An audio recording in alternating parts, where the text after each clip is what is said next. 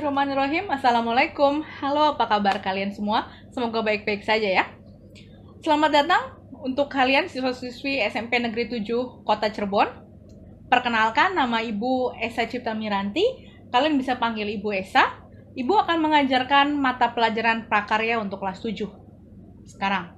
Nah, sebelum kita masuk ke materi,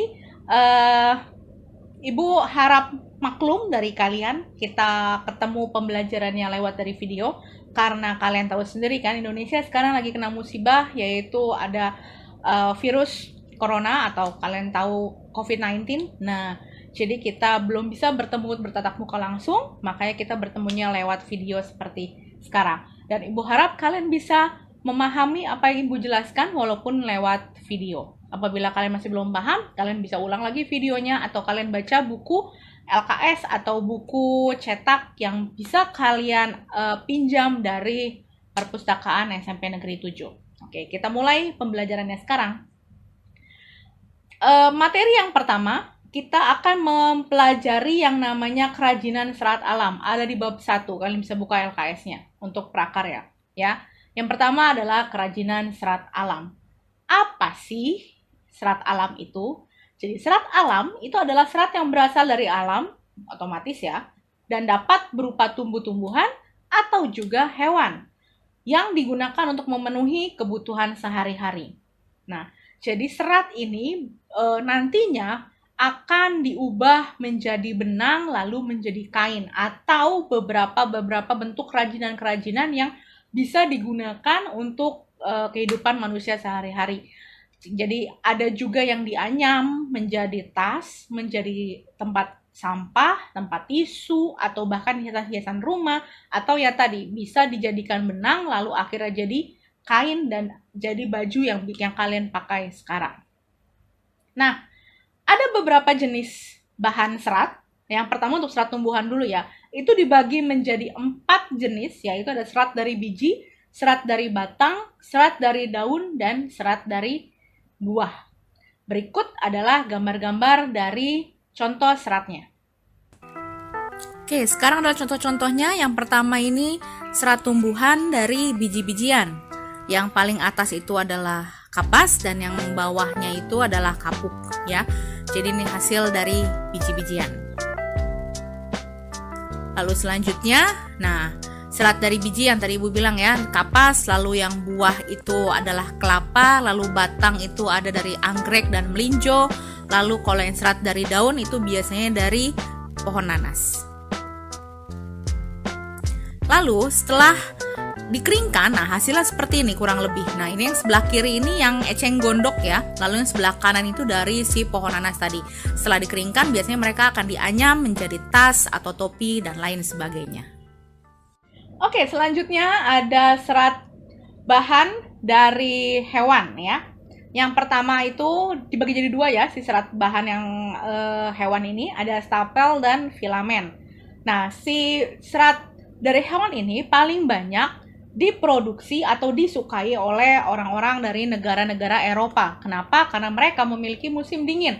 Karena si serat-serat hewan ini paling banyak diambil itu kan dari bulu-bulu ya. Jadi mereka itu membutuhkan sekali sejenis kayak mantel, jaket, nah coat, nah yang gitu-gitu itu kan biasanya bahannya itu dari si bulu-bulu domba tadi supaya terasa lebih hangat ya. Jadi dibagi ada 2, ada stapel dan ada filamen. Nah berikut adalah gambar-gambar atau contoh-contoh serat stapel dan serat filamen. Oke, sekarang kita mulai untuk contohnya ya. Di situ kan bisa lihat contoh dari serat hewan. Ada yang stapel, juga filamen. Yang stapel itu untuk domba dan alpaka, lalu yang filamen itu untuk si ulat kepompong.